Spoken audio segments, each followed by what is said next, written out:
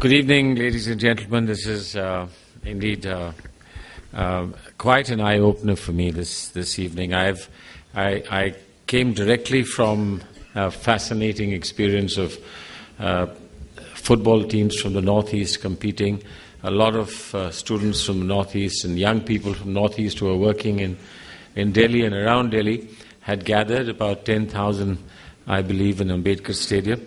And we saw them dance, and we saw them play music and sing songs, and to do all kinds of things with the football, and then finally settle down to play the final match. And then I come here, and I see this remarkable array of extremely dedicated and talented people who are using modern technology to make life intrinsically valuable, worth living, and indeed to provide takeaways for people from different spectrum of our society.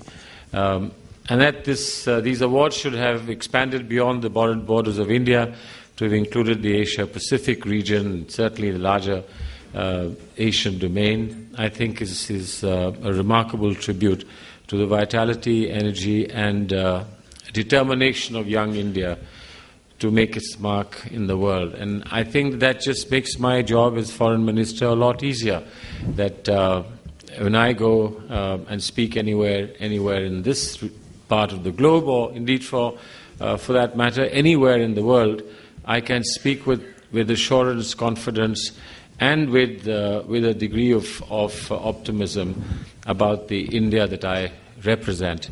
And I think what's particularly nice about this evening is that there was a gentle interface between private enterprise and people, individuals who had come together with other individuals and formed groups and explored every possible way of outreach. Some of them with startup companies, some of them in the non-profit sector, some of them entirely in education, some of them in different categories of information dissemination.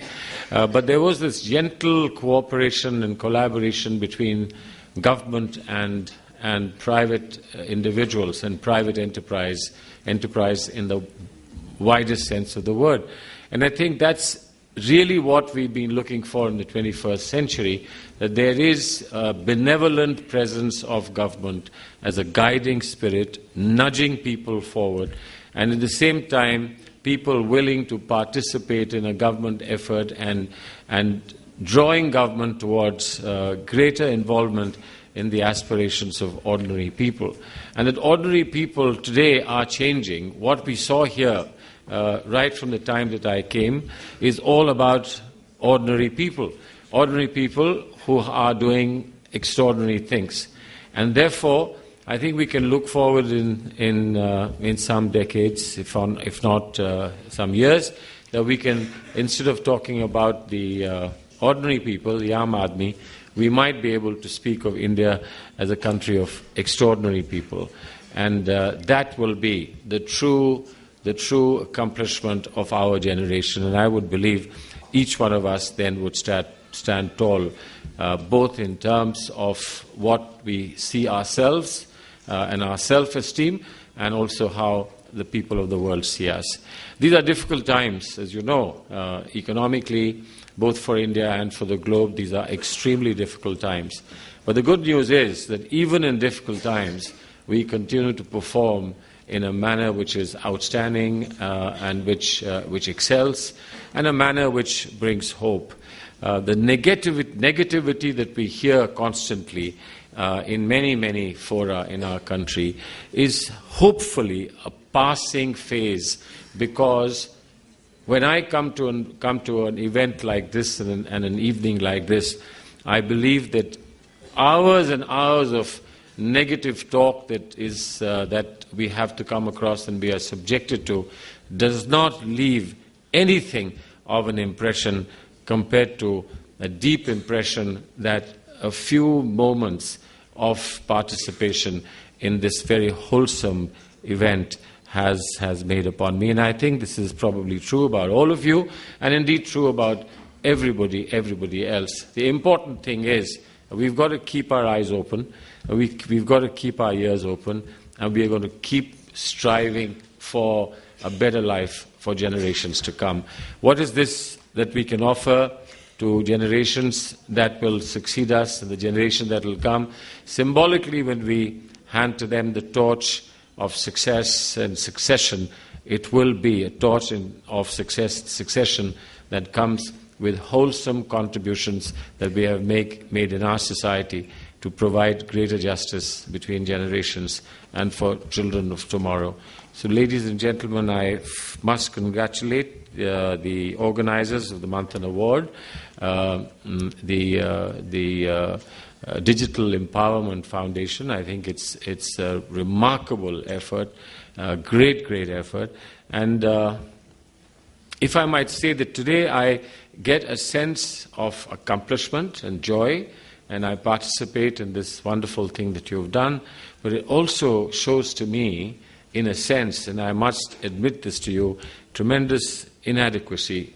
I feel inadequate today because I think, my God, there is so much happening in our midst, so much happening around us, so much being done by young people of our country.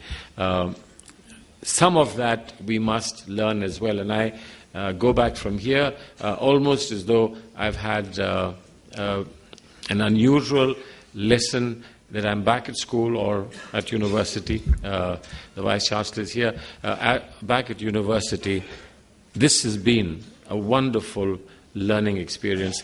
Thank you very much for together being my tutors, being mentors, and being pedagogues in the finest tradition. So thank you very much. And Osama, I must tell you one thing, that somebody was asked that I was going to Osama's function, and somebody else cheekily said, but he's not there anymore. And I said, oh, you'll be surprised. Didn't Shakespeare say, what's in a name? You can discover that it's not the name that matters, it's the spirit. And the spirit of Osama here, I believe, today has touched you. And his other part of his name, those of you who are familiar with Urdu, is Manzar. And Manzar is what you see, your vision, what really is what completes your life. And I think that today what we have seen is a remarkable manzar. Thank you very much.